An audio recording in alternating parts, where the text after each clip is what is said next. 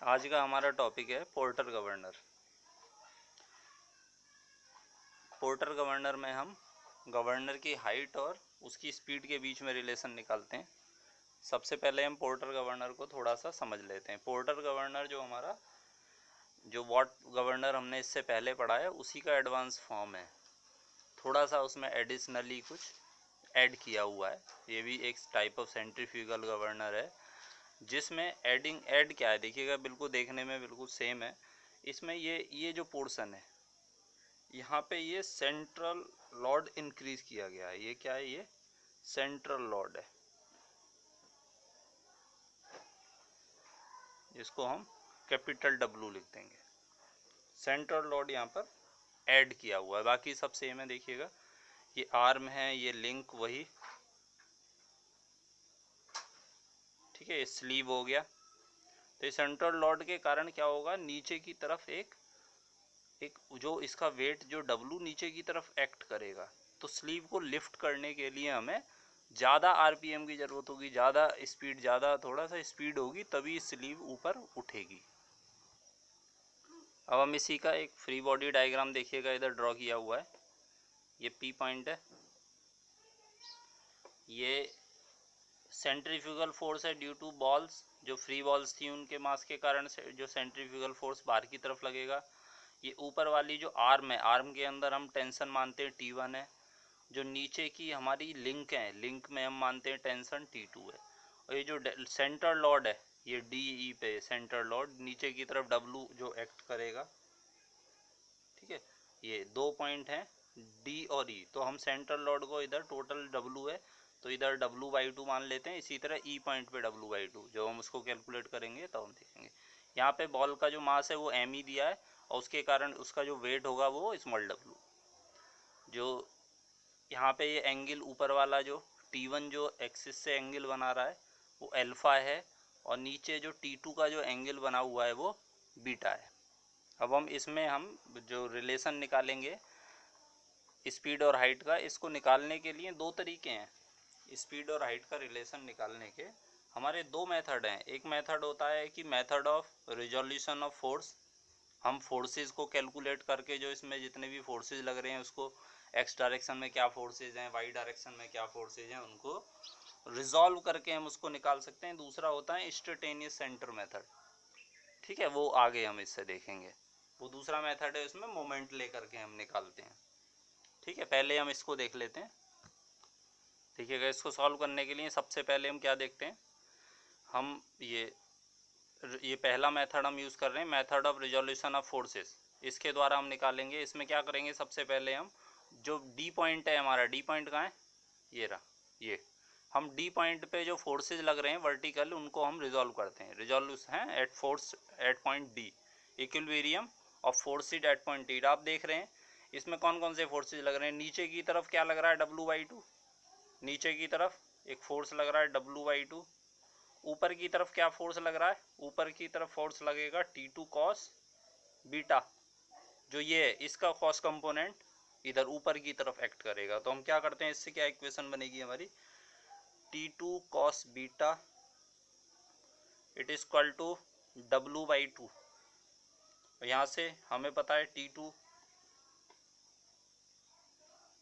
cos beta, W को हम क्या लिख सकते हैं, कैपिटल M इंटू जी, स्मॉल m हमने बॉल्स का वेट माना है, डिवाइड बाई 2। यहाँ से हम T2 को एलिमिनेट करते हैं। अगर T2 का मान क्या आ जाएगा, mg divide by 2 cos beta, ठीक है। ये हमारी इक्वेशन नंबर 1 हमें यहाँ मिल गई है।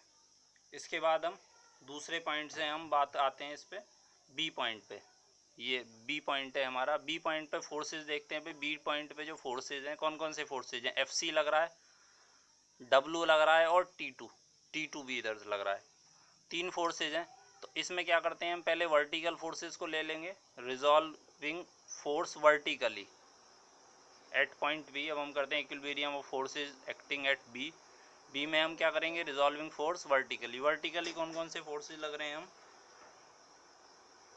यहाँ पे हम देख पा रहे हैं वर्टिकली B पे कौन कौन से फोर्स लग रहे हैं। ऊपर की तरफ क्या लग रहा है, T1,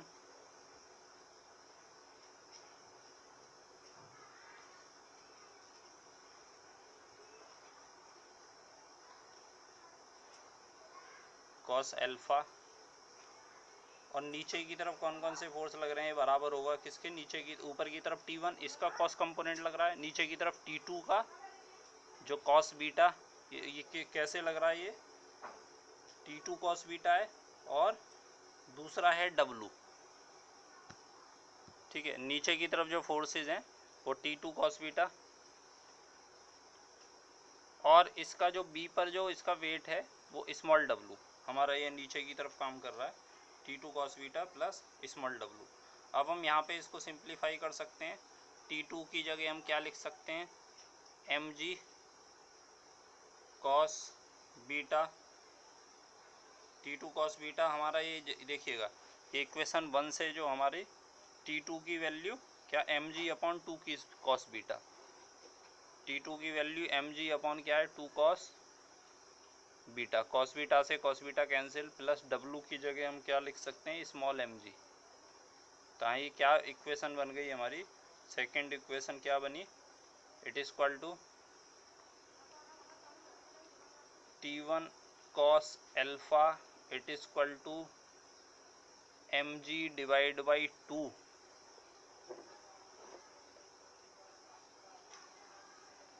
mg divide by 2 plus small mg,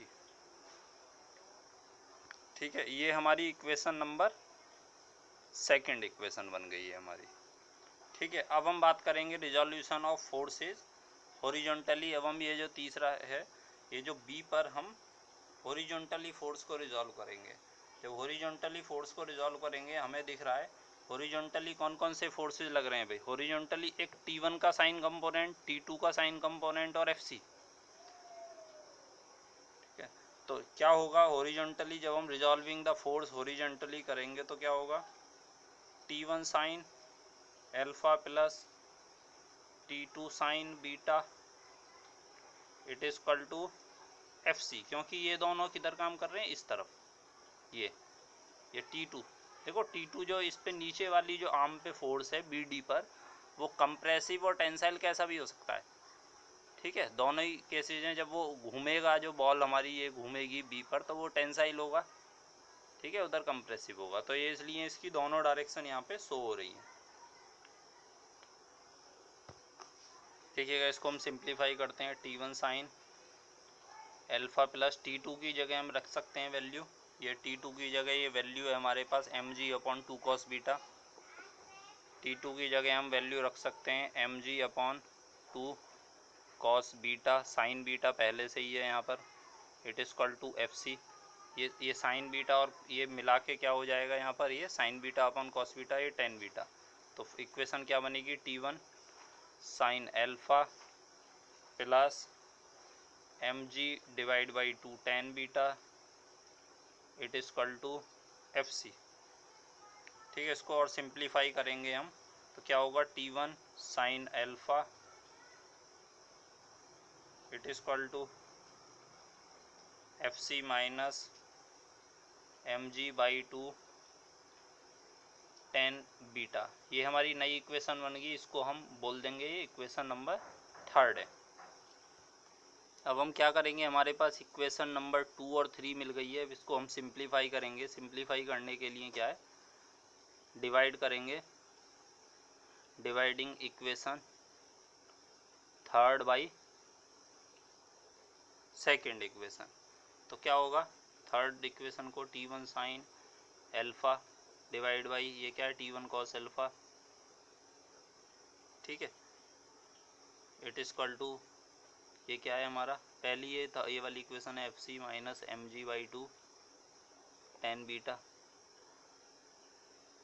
divide by यहाँ पे क्या है mg by 2 plus small mg, ठीक है। ये वाली ऊपर जो ये थर्ड इक्वेशन है और ये हमारी ये सेकंड इक्वेशन है। थर्ड इक्वेशन को सेकंड इक्वेशन से डिवाइड करके इसको सिंप्लीफाई करेंगे, ठीक है। इसको सिंप्लीफाई करके हमें क्या मिल रहा है, इधर T1 टेन अल्फा है, ब्रैकेट में ये हम लिख देते हैं mg by 2 plus mg it is equal to FC minus mg by 2 tan beta अब हम क्या करेंगे, इसको सॉल्व करने के लिए कुछ वैल्यूज़ हम रखेंगे। हम क्या करेंगे, 10, हम एक कांस्टेंट एक मान लेते हैं 10 बीटा अपॉन 10 अल्फ़ा की जगह हम लिखेंगे q। और हमें पता है ये पाइथागोरस से हम 10 अल्फ़ा की वैल्यू निकाल सकते हैं। 10 अल्फ़ा का मान क्या होगा, ये h अपॉन r। अगर कहीं पे 10 अल्फ़ा की वैल्यू रखनी होती है, 10 अल्फ़ा को हम रखेंगे r अपॉन h। ठीक है, ये वैल्यू रखेंगे। साथ में हमें पता है FC का मान कितना है, centrifugal force m omega square r। ये वैल्यू पुट करेंगे। इस वैल्यू को पुट करके हम जो वैल्यू h हमारी निकलेगी, h की वैल्यू निकलेगी हमारी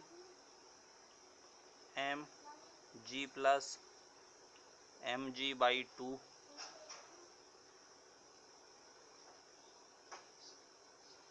1 plus q 1 upon m omega square.